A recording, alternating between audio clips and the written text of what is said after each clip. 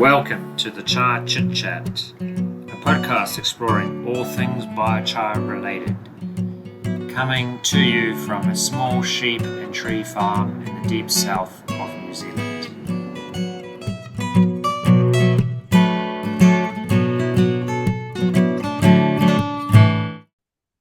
All right, thank you for joining me today, John. I'd like to start by asking, who is John Wraight? Hi, well, kia ora, Dylan, and thank you for having me on for a chat. I am a person who's come to biochar after a whole raft of other things. I'm a qualified actor. I do a lot of building. I haven't had any qualifications in that. I do a lot of landscaping. Seems to be my main sort of job at the moment. I also build little 10 square metre cabins, the odd tiny house. I focus on the 10 square metres because I like the size and being able to be flexible with available materials and the like. Yeah, I'm in Paikakariki here on the Kapiti coast, and I'm part of our local community garden, the Paikakariki Orchard and Garden Group, and that's one of the key pathways I got into more serious involvement with biochar. The other thing that I've done, I've got two daughters who went to a school, and one of their programs was a farm experience program, and I had the job of being the farm liaison person and finding all the farms for the program for 7 years.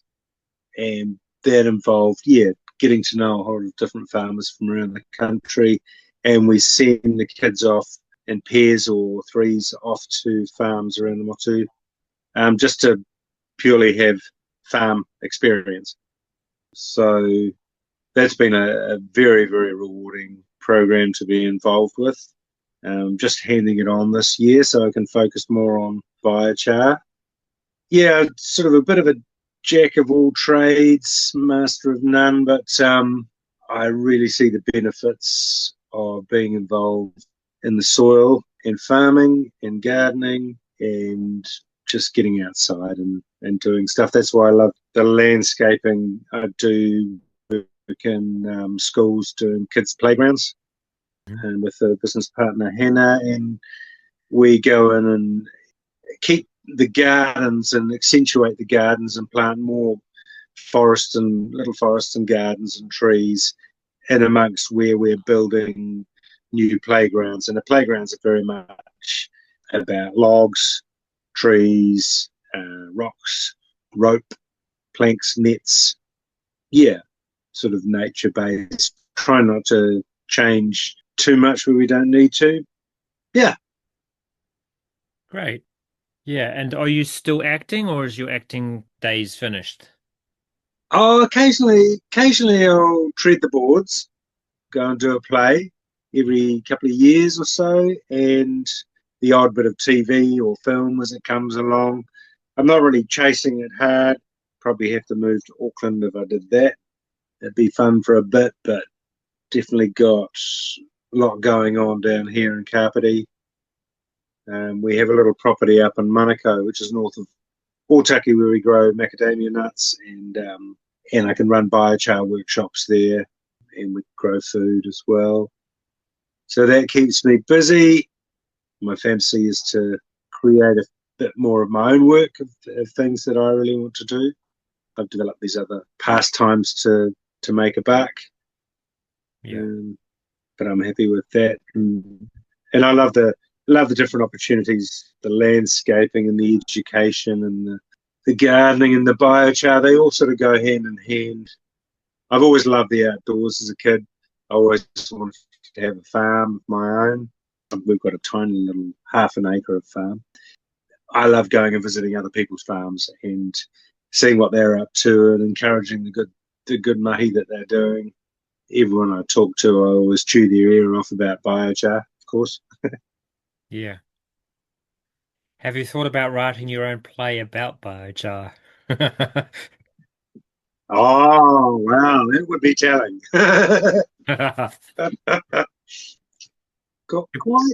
Quite possibly.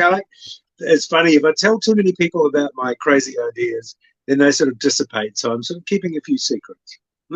Okay, so you're not going to make a public pledge of So some yeah, future thing then.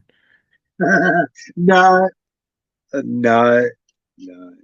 The whole biochar gig for me, because we're into education. Our little group, CharPae, which is an offshoot of our community garden, and we formed that little group to apply for some funds and get a couple of kilns and a trailer. And we were thinking early on would be about, hiring them out and turning into some sort of business. But it's proven to be the strength of it and the enjoyment and the need, I think, is all about the education and running workshops. So that's a really neat way to spread the word about biochar and provide people with complete hands-on experience. So I get up in front of large groups of people and I can talk till the cows come home about things biochar. But it's encouraging people to come up with their own love of it, their own journey, find different ways to do it themselves and apply it and see if they can get as excited as we are. Mm. Can you tell us about what you remember about when biochar first came into your awareness? Well, it was through the farm experience programming. I go around the country and visit these farms that I'm trying to get on the program. Yeah. And one particular farmer, she's a friend as well. And I'd always take my macadamia nuts, because we grow macadamia nuts.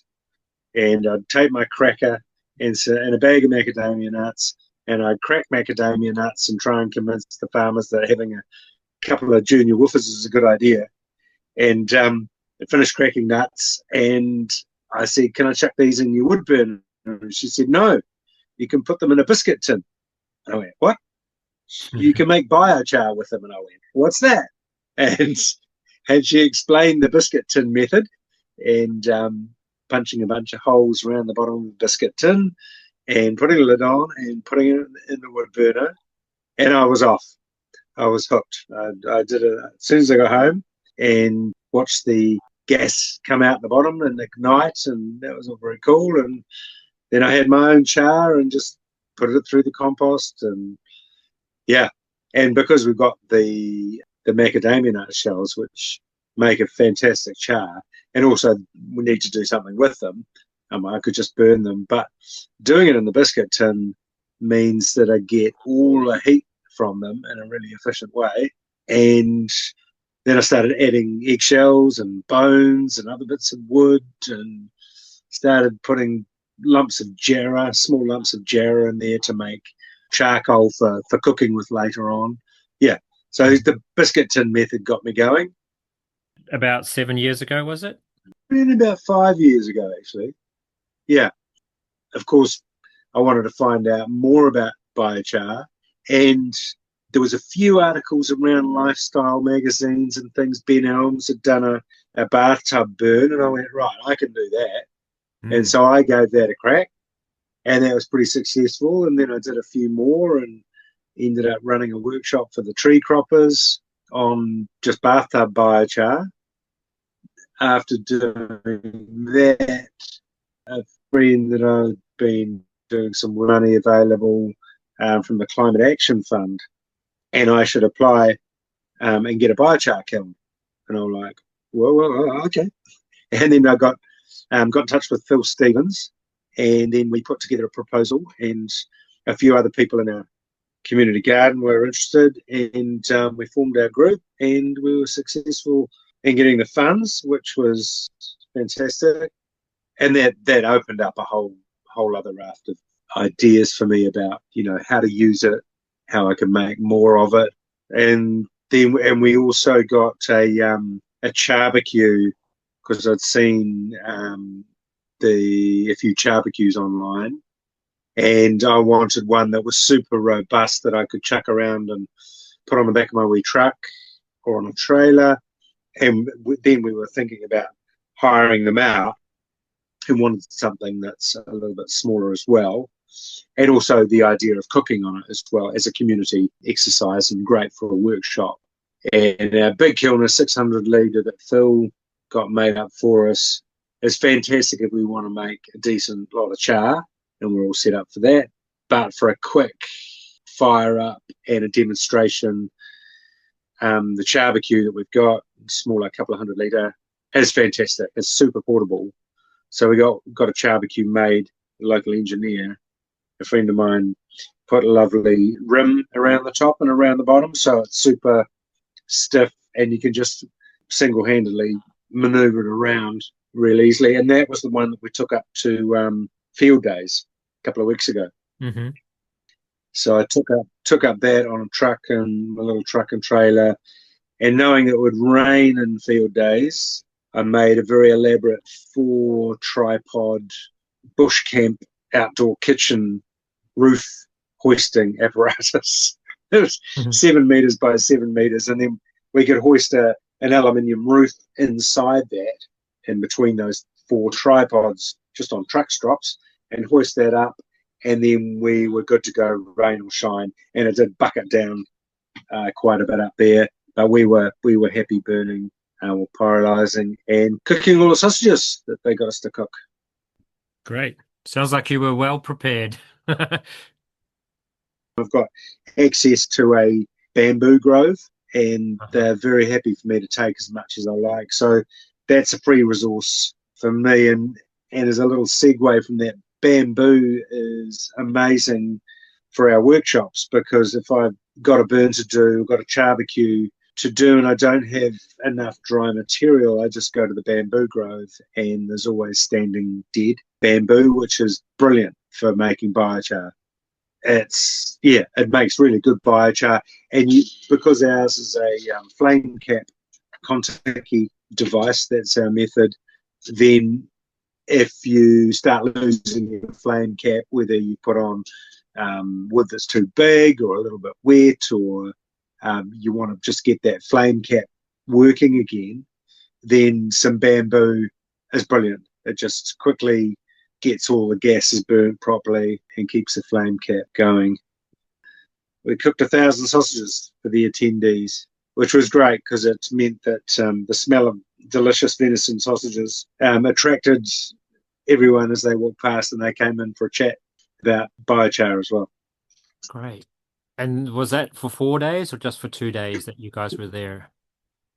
The full 4 days. We would start fire at about 9:30, and then people were getting a bit hungry sort of just after 11, and we'd be good to go 11:30, and then we'd burn a good fat 5 hours every day. And because we were cooking as well, we were interrupting that flame cap a wee bit. So a little bit more smoke when you're doing that.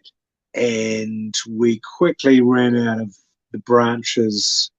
One of the BNNZ members kindly, or a couple of them kindly, got us a trailer load of branches. Great material, perfect size and everything, nice range of stuff, but we chewed through that pretty quickly. And so I had to go out and get a truckload of just straight up firewood.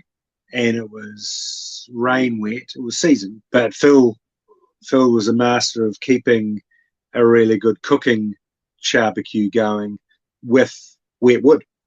So he was able to, we were able to stack it in such a way to sort of give it a bit of a pre-dry, and even inside the Kentucky, we could dry it out as we went by putting it around the outside. Yeah.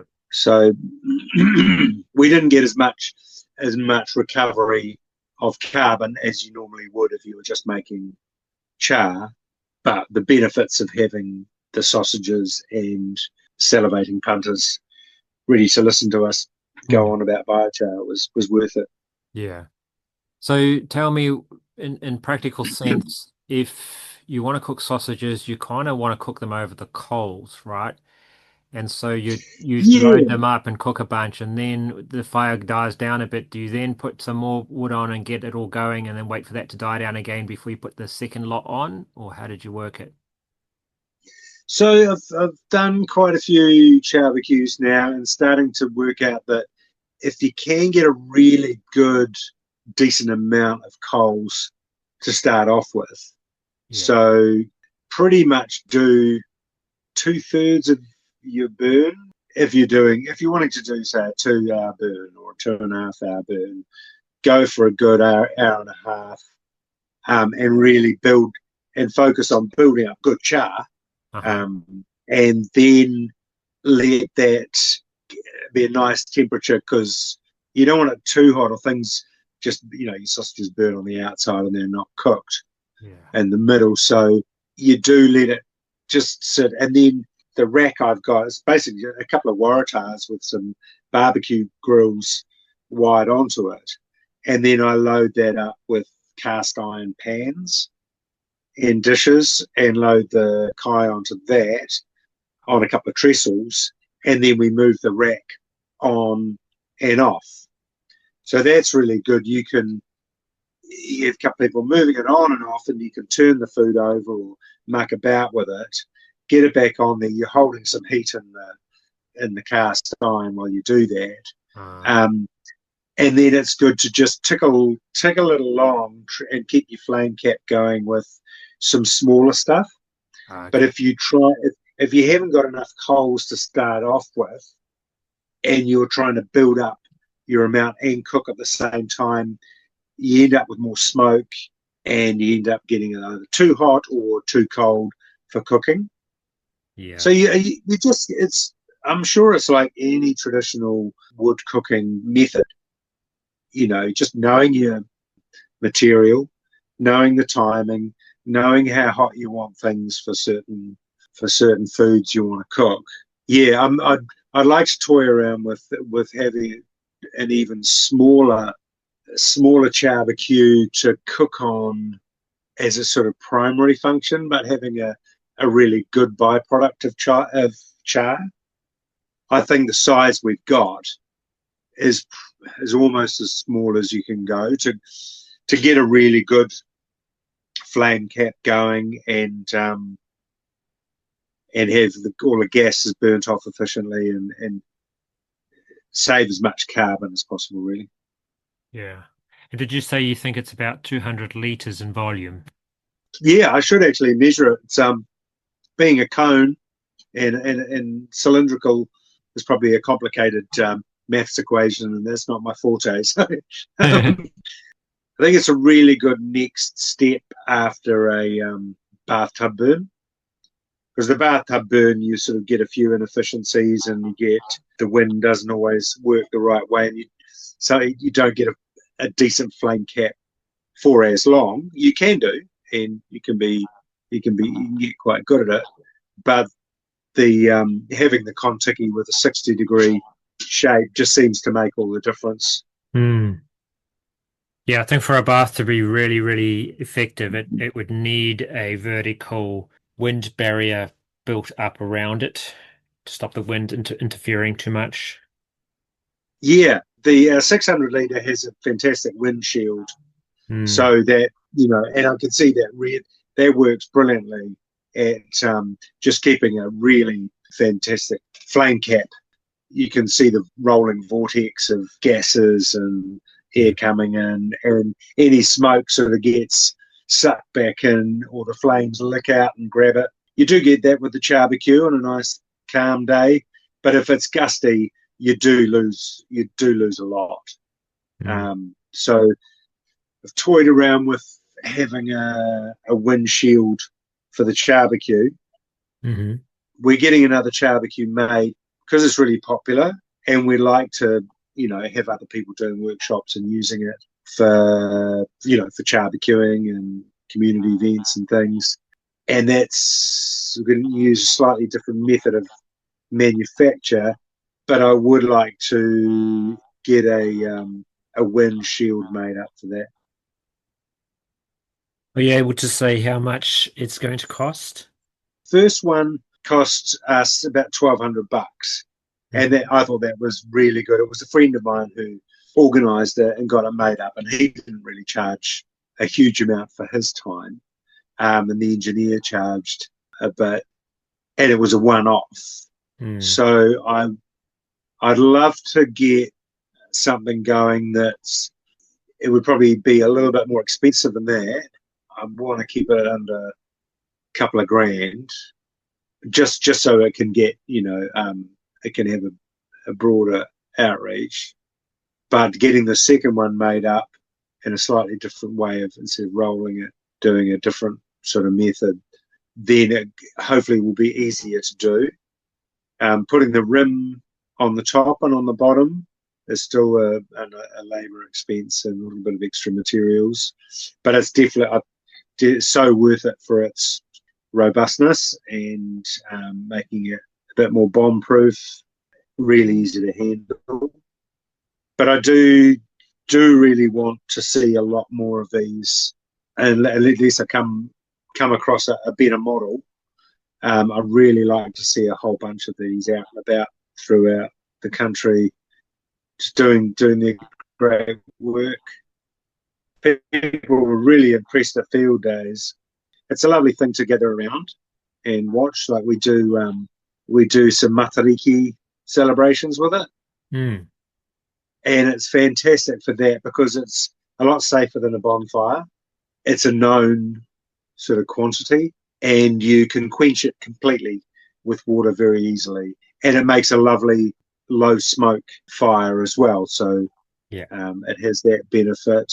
So for a ceremonial fire, and plus you're making the char, like we did one last week here at Paikakariki School, and we didn't cook on it because they had food preparation going on. So we just did a fire purely for people to come gather around, and also to make enough char for the next year for their marakai and the little forests that we're planting in the playground. Yeah. So we've incorporated the biochar and all that planting, getting the kids to mix up the cow poo, then mix in the biochar, and then mix that in the soil, and then when they planted the trees, they incorporated biochar as well. And so matariki is the perfect time to sort of get ready, burning the old, the tidying up, burning the old rako, the branches and the sticks, and then making something really useful for the whenua for the next year until the next matariki. So this time of year feels really good for making biochar. There's no fire bans, and there's plenty of water available. People really appreciate the warmth of standing around a fire and sharing food together. Yeah. If a stranger asks you what biochar is, what do you tell them, John? I say that it's basically carbon or charcoal that we intend to put in the soil. Yes. And it becomes part of the biology. So you get the biochar. You get the char from the charcoal and the bio from the biosphere or the soil, and you put them together. So it's what you intend to do with it. And often people go, but it's just charcoal. I said, that's sort of right, but it's what we intend to do with it. So it's all about intention. Yeah, and then, at the field days, it was amazing because we got to talk to so many people, like 1,000 sausages chopped into 3 or 4 pieces. It was like potentially 3,000, 4,000 conversations, some happening concurrently, of course.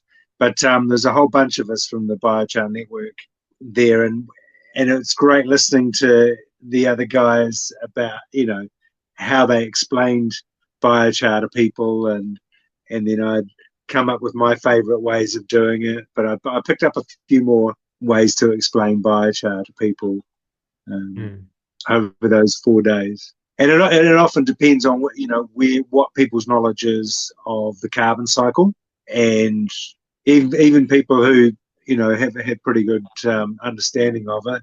The fact that you can go, well, this is carbon that would otherwise have bonded with oxygen and become CO2. By us burning it in a certain way and excluding some of that oxygen, we've stopped it becoming CO2, and we're just left with the C, and that's really cool. And here it is, and you can see it, touch it, eat it, and that was always a good trick. We could eat it in front of people and watch their faces. Yeah. And then say they can, at field days, you can feed it to your cows, you can put it through your compost, you can put it as chicken bedding, there's so many things you can do with it to get it into your soil without having to do much work. Yeah. Um, In general, out of those 3,000 people or so, did a lot of people already know what it was, or were you really like, what percentage would you say people had no idea what it was? Probably you're getting up to, I reckon, 30 or 40% of people sort of have a vague idea. Half of them would have much more of an idea, and maybe 10% would have gone, yeah, I make it, Oh yeah. and I do it this way and I use it. So I think that's really accelerating the knowledge that's out there of biochar, and there's regularly stories on your country calendar or your news items or in your magazines and things. So it's frequently appearing in sort of mainstream media. So yeah, there's a bit more awareness, but it's still some people just go, "What? That's I've never heard of that. Never heard that term," and that's really cool because you can go, "Okay, well, this is what it is to us, and this is how we make it, and you can make it if you want." And yeah, get some great reactions. Yeah. I had one absolutely lovely encounter. There was a dad with a couple of teenagers in tow. It was obviously just totally over the day. It was about from 2:30 in the afternoon, and he was hungry, and he just reached around the back, grabbed a skewer, stabbed the sausage, and he was just about to head off. And I said, "What do you know about biochar?" And he went, "Oh no, I've been, I've been caught up. I'm going to have to talk to someone for my sausage." And we got chatting, and he was like, "Oh, wow, that's amazing. My kids would be right into that. They're really into science." And so I got chatting with the three of them, and the kids' faces were lighting up, and they understood a hell of a lot of the stuff I was talking about, probably more than me, on the science sort of side of it. But they were really excited about going and trying it themselves and learning more about it.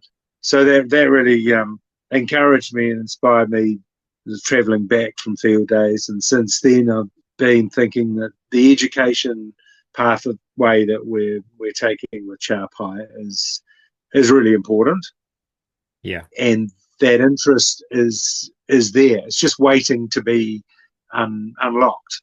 That excitement that you get from people of all different ages, but especially students, because it's such a wonderful fun experiment to do, to burn stuff and do it in a certain way and control it and see what happens. And you can see the carbon is there. It's what would have been CO2, and it's there, and it's real, and it's tangible, and it's just cooked a mean sausage. And yeah, there were some girls from the college in Auckland who were at field days wandering around and looking a bit bored, and came for a free sausage, and then started chatting to them about char, and then I was going on about what you can do with it, and they were like, "Oh yeah, that's pretty cool." And I said, "You can draw with it," and they were like, "Oh yeah, of course." And I said, "There you go. There's the T-Lud burner that was on display, a couple of 44-gallon drums converted into a T-Lud." And I said, "Go for it, graffiti the heck out of that." And they went for it, and they had a great time. Hmm. And so that's an artistic pathway into biochar, Yeah. which is really cool. You do this education thing quite frequently. So could you talk us Yeah. through what a typical workshop with you would be like, John? The short Okay, version, not the so long version. so I've loaded everything onto my truck and trailer if we're taking a big lot of stuff. But usually, if it was just the char-b-que, then there'd be a char-b-que, couple of trestle tables or three, the health and safety gear, buckets, watering cans, and I set up a morning tea is crucial. Like a way to make coffee first up when people arrive on a workshop is essential. So I have a thermet and fire up the thermet and get a brew on, cups of tea and coffee and some baking just to kick off the workshop. Hmm. and everyone gets to know each other, do a formal sort of introduction, and get straight into collecting material from either the property where we are, or breaking stuff or sawing stuff up into the right size. So it's sort of hands-on. And then people will start getting hungry, so we'll light the char-b-que as soon as we can, get that going, and people can feed that, and we're talking about how that's all going. And then we'll get the kai on and get lunch out of the way, and then either keep the burn going and segue off to doing a bit of a biscuit tin demonstration. Hmm. So show people how to convert a biscuit tin into a retort style biochar maker for their wood burner. And then we might chuck one of those in the char-b-que while it's going, and people can actually watch a biscuit tin, watch the gas come out of the holes. And when that finishes, we extract the biscuit tin, put that to one side. Then it's usually time to do the quench on the char-b-que, kon-tiki. And so we'll use watering cans to do that. It's nice and safely. We'll do it down the side of the vessel so we don't get steam explosions.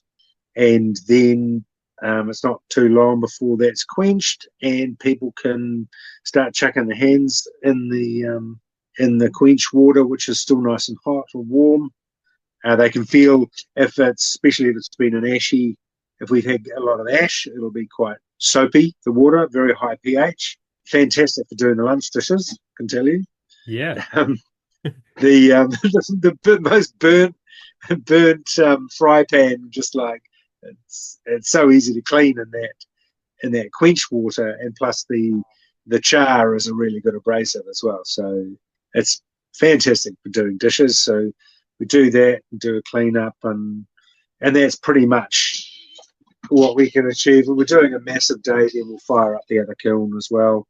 Yep. And we've got plenty of material, and we'll do a 600 litre burn and do a quench, and that quenches with a tap going in from the bottom.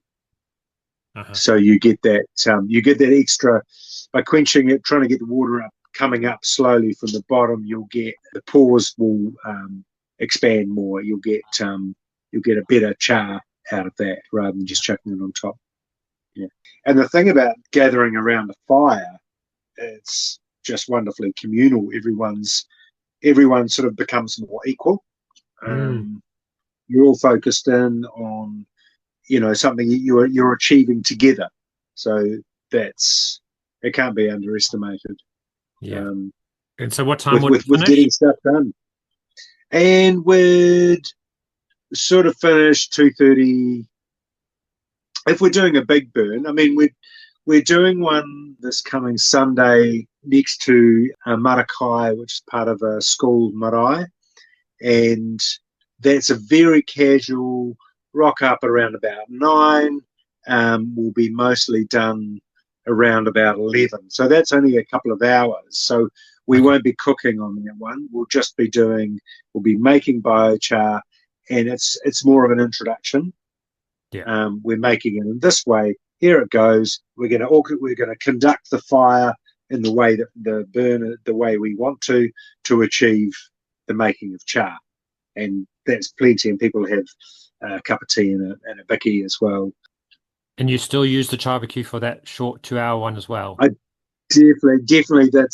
It's funny. I keep calling it the char-b-que and going, well, it's not the char-b-que when we're not barbecuing. But it's our small kon-tiki. Yeah.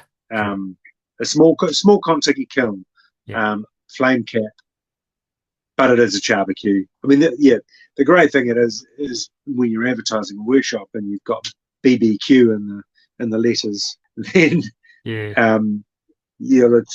people will come along for that. We've had some wonderful workshops. We did one last year, and we're going to repeat it in spring again. The big biochar day out, and we had 40 people attending that. Plus, then there were the people running the workshop and supporting it. So there's 50 people all up, and we packed a lot into that one. We started early. We were making morning tea. We were gathering materials, cooking.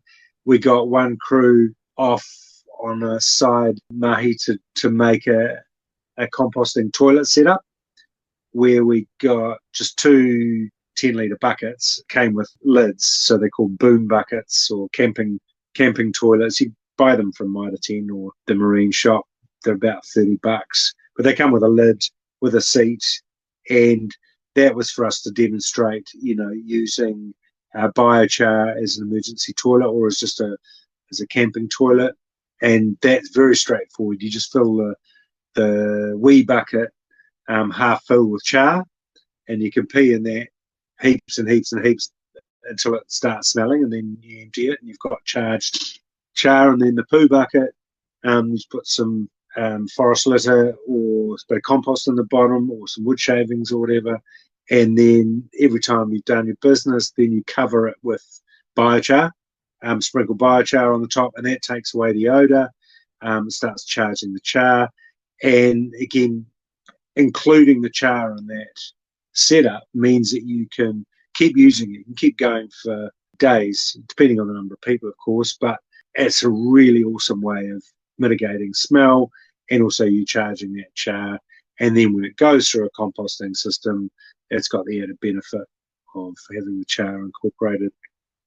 And so, yeah, we had a crew off making that. We made a quick pallet and tarpaulin privacy spiral toilet block, and it was they had a lot of fun putting that together. But that was a massive day, and we did a big burn at the end of the day, so we probably bit off a bit more than we could chew on that one. So we'll tweak our big biochar day out this spring. Up in Otaki, we could potentially do it over 2 days, or do an extended version for those who want to stay and do another burn the following day. But now we've got the shelter, then we can do it rain or shine. We've got that option. Yeah, I like this workshops and activities that are ambitious, because I think then people learn so much more. People are involved and active, and I think when you don't do quite enough, people get a bit bored. So I think it's great to be ambitious. It sounds a great workshop to me. I'm quite inspired actually to do something similar. Oh, cool. That's take your point. That's, you do notice people start coming up with their own problem solving as you go along, and yeah, if I could sort the whole thing out and know exactly what to do, but then I'd just be shouting at everyone to do this and do that, and I'd rather I just had the key bits where we need to gather and then let people come up with their own inspiration and share that, because yeah, magic happens. They own it too, right? And I think they learn more if they've owned it throughout. Absolutely, and that's a lot of the kaupapa of what I'm doing and what we're doing in our groups and here in Paikakariki and beyond.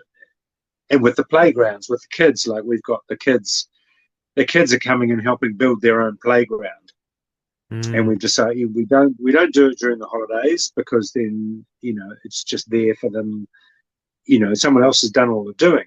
Sure, they'll play on it, but they're doing the hard graft of digging and wheelbarrowing and planting and lifting and carrying and all that sort of stuff throughout the term. And it's their playground, and they're coming up with ideas of what they want. We get a chance to observe how they're playing and what they want to do. And so that same ideology in doing workshops, yeah, it's like putting it out there. What do people want? And it's great. People are coming to us wanting a workshop or wanting to get some biochar, and how do we do it? How do we go about it? Or can we just get it from you? And I'd rather than just supplying them, I'd much rather take the kit and get them gathering the material, learning about the material that you need. Yeah. Cool. And when you are doing these children playgrounds, is this part of your paid employment, or are you doing it as a volunteer, or how does it work? Definitely that's paid. It's hard-earned fundraising money from the school, from the PTA and all their activities. And so we go and we just do a couple of days a week at the school, 1 or 2 days a week at the school. There's other days that we're prepping and getting stuff ready off site, but we try and do it in such a way that we're being very efficient with that hard-earned cash. Mm. If we went and go, right, we're just going to start and then we'll finish when it's done, you're often having to just go and buy materials that cost a lot just to get the thing moving, and you can waste a lot of money that way. Whereas we go and we're harvesting trees off site that we need for the job and milling them up ourselves.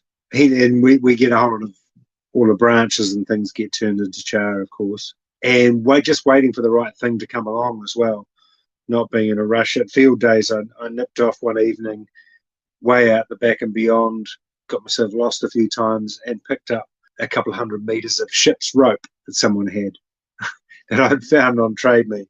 And so that's a lovely, 60 mil thick, fat, soft rope the kids can swing off.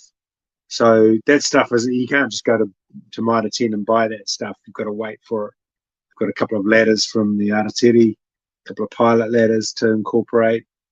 And having the right trees, like we use Ravinia pseudoacacia as our construction sort of posts because they're lovely and organic and wobbly. And basically we're sort of making tree huts that are a bit lower to the ground. And because kids just love climbing trees and getting up high. So it's finding the available resources close at hand that we can, go and harvest. Where do you get that tree from? That's one of my favorite trees. Well, there was a place I was getting from in Upper Hart, but then he couldn't supply me because he was supplying battle axe handles to the sport of smacking each other over with battle axes and the like. Because it's good hard, it's slightly springy enough to be a good battle axe handle.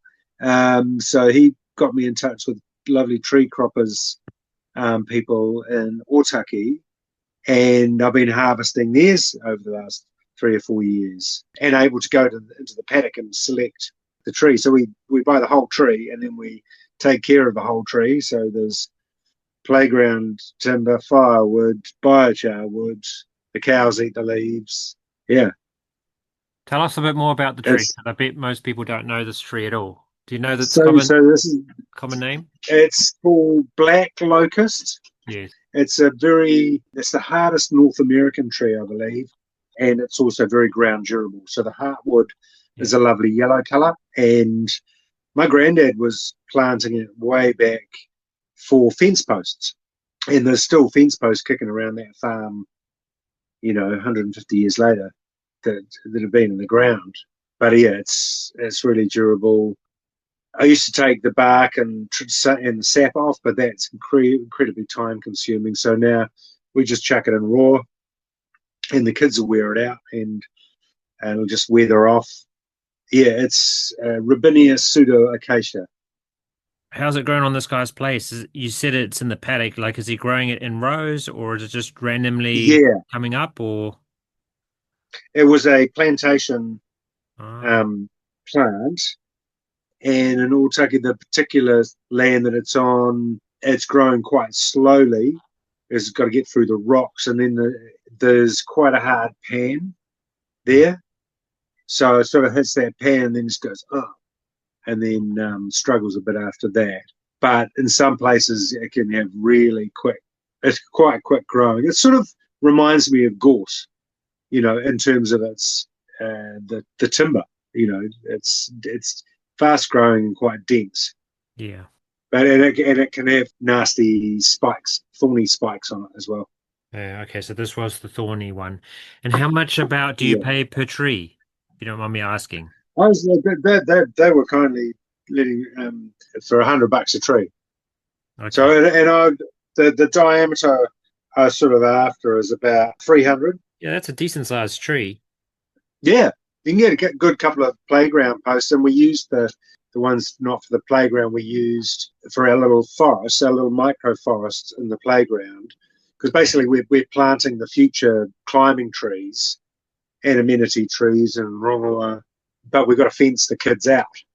So we've got to kid-proof the forest until it gets established. Otherwise, the kids will they'll climb it as soon as it's big enough to climb.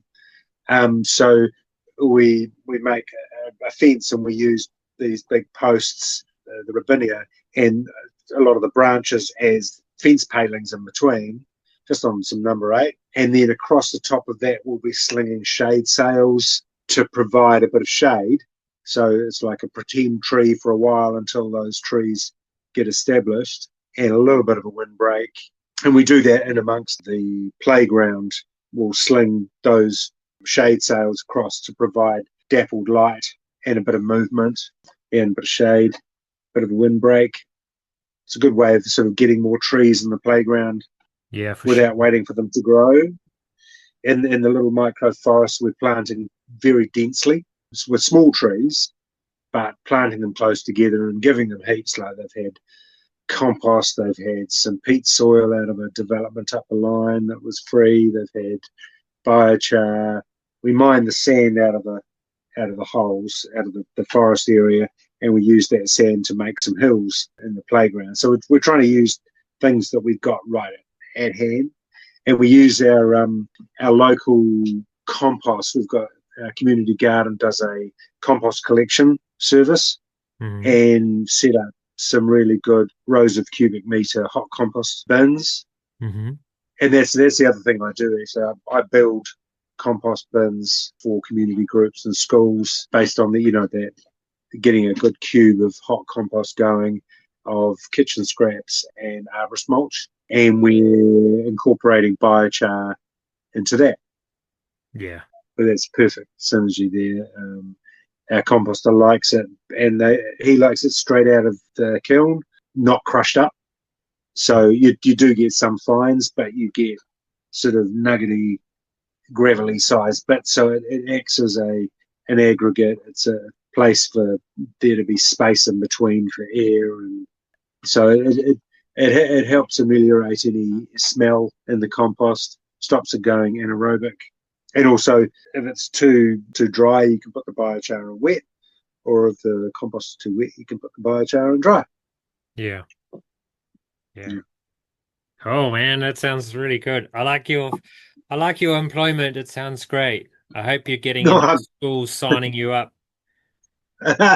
Well, it's a heap of fun. I mean, working with the kids. Yeah. And in playtime too. The kids are around, and we're not using big machines and power tools and stuff when the kids are around. We do a little bit, but it's really nice doing things by hand. Yeah. We've got the kids, the kids have, what they do is valuable.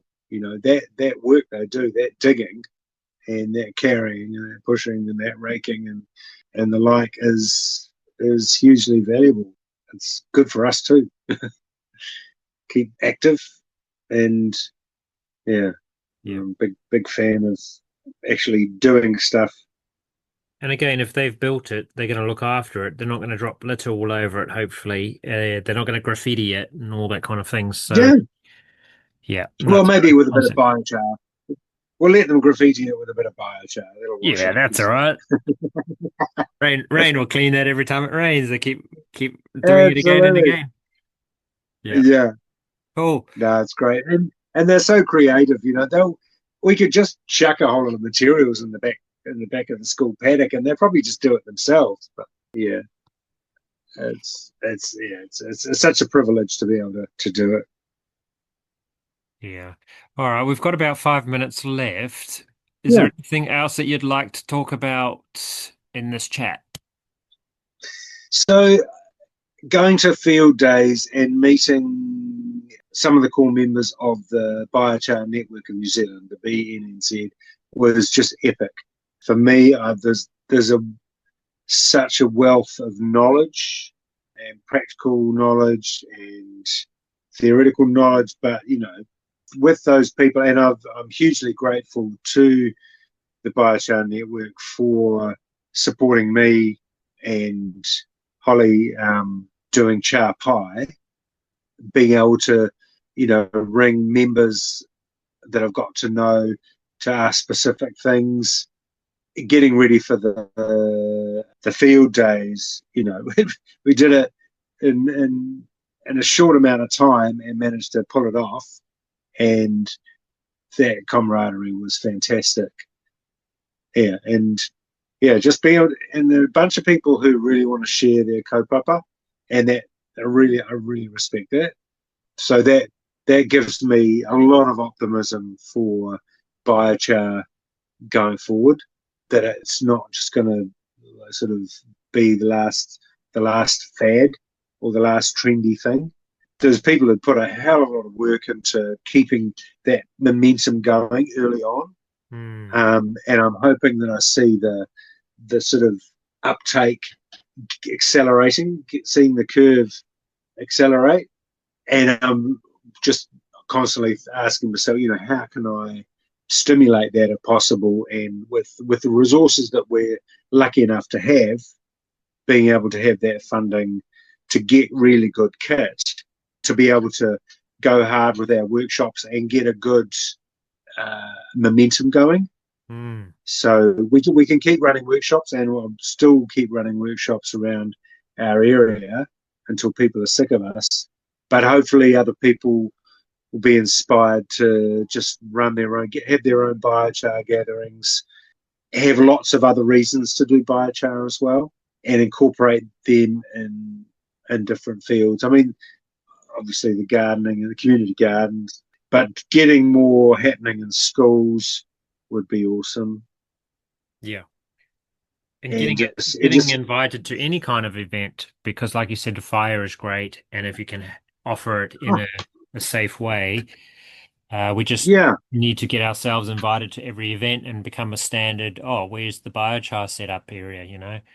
yeah, and it's fantastic. Like for a festival, Mm. you've got the cooking, you've got the gathering, you've got you got the warmth, and then you've got this amazing product which you can use and to grow more kai, or to put on the paddock, or to put in the composting loos, or Yeah. um, as a resilience tool. I think the potential is huge. Like if there's enough char on standby for when the toilets don't work anymore, you know. Mhm.